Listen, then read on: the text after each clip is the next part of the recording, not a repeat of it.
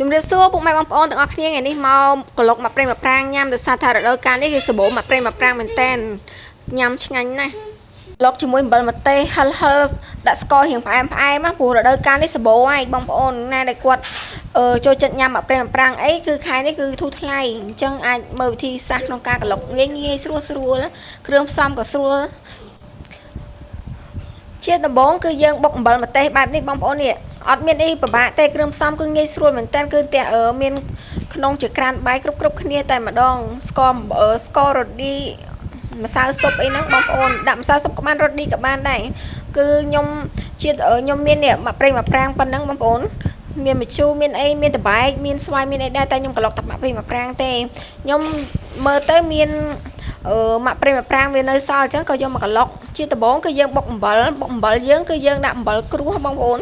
អំបិលគ្រួសនេះខ្ញុំអត់ដាក់ច្រើនទេដោយសារតែមកប្រេងមកប្រាំងយើងមានចំនួនតិចអញ្ចឹងខ្ញុំដាក់ដូចនៅក្នុងវីដេអូហ្នឹងអញ្ចឹងគឺដាក់តិចទេបន្ទាប់មកទៀតគឺខ្ញុំដាក់រត់ម្សៅស៊ុបខ្នុរនេះគឺដាក់ដូចនៅក្នុងវីដេអូហ្នឹងអញ្ចឹងមួយស្លាបព្រាកាហ្វេកន្លះចាហើយបន្ទាប់មកទៀតគឺខ្ញុំដាក់ប៊ីចេងគឺដាក់ដូចនៅក្នុងវីដេអូហ្នឹងអញ្ចឹងកន្លះស្លាបព្រាហើយស្ករមិនដំបងខ្ញុំថាបុកវាជាមួយតែដល់ពេលមានអីខ្ញុំថាអត់ទាន់បុកទេដោយសារតែខ្ញុំចង់ឲ្យស្ករវានៅដុំអញ្ចឹងក៏ខ្ញុំចាំដាក់ក្រោយបន្ទាប់មកទៀតគឺយើងដាក់ម្ទេសបងប្អូនដាក់ប៉ុណ្ណាក៏បានដែរចង់ដាក់តិចច្រើនអីតាមចំណង់ចំណូលចិត្តខ្ញុំដាក់ចំនួនប៉ុណ្នេះហិលល្មមឆ្ងាញ់ដោយសារតែមកប្រេងមកប្រាំងយើងក៏ចំនួនតិចដែរយើងលេខតាមហ្នឹងទៅយើងចូលចិត្តប៉ុន្មានយើងដាក់ប៉ុណ្ណឹងយើងចាប់ផ្ដើមបុកអំបិលយើងហ្នឹងបុកមិនបាច់ម៉ត់ពេកទេបងប្អូនដោយសារតែយើងយកទៅក្លុកដើម្បីចង់ឲ្យវានៅជាប់ជាតិគ្រឿងនៅលើមកប្រេងមកប្រាំងយើងទៅញ៉ាំទៅប៉ះវាតិចចឹងទៅវារៀងឆ្ងាញ់ជាងយើងបុកម៉ត់ម្ទេសអីយើងបុកល្មមលុំចឹងទៅយើងមិនបាច់បុកវាម៉ត់ពេកទេហើយបន្ទាប់មកទៀតក៏ចាប់ផ្ដើមដាក់ស្ករដាក់អីចឹងណាបងប្អូនស្ករយើងដាក់នៅចុងក្រោយគេចឹងណាស្ករខ្ញុំដាក់រៀងច្រើនដោយសារតែយើងយកមកក្លុកដើម្បីឲ្យវាកាត់ជាតិជូរដោយសារមកប្រេងប្រាំងនេះវារៀងជូរអែមណាបងប្អូនយើងដាក់ខ្ញុំភ្លក់មើលសិនថាវាល្មមអត់ភ្លក់ឆ្ងាញ់ឲ្យមេដៃនេះថាអូល្មមអីប៉ុណ្ណឹងគឺខ្ញុំពេញចិត្តតែម្ដងហើយបន្ទាប់មកទៀតគឺខ្ញុំដាក់ស្ករដាក់រៀងច្រើនពីស្លាបព្រាកាហ្វេកន្លះហើយដល់ពេលខ្ញុំយកទៅក្លុកគឺខ្ញុំ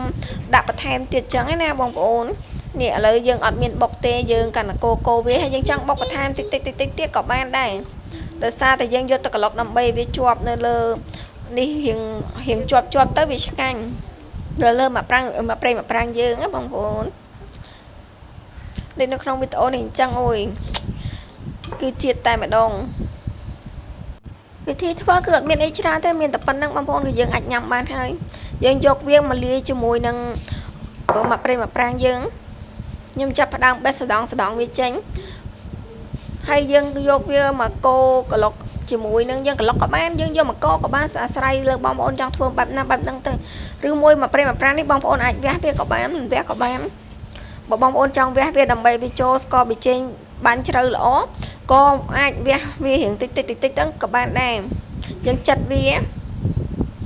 ដើម្បីឲ្យវាជាតិចូលបានដែរតែខ្ញុំដាក់តែប៉ុណ្្នឹងបងប្អូនខ្ញុំអត់ចង់ចិតវាទេឆូតវាទេអត់មានអីច្រើនទេបងប្អូននៅក្នុងវីដេអូហ្នឹងអញ្ចឹងសូមអញ្ជើញងាយស្រួលមែនតើ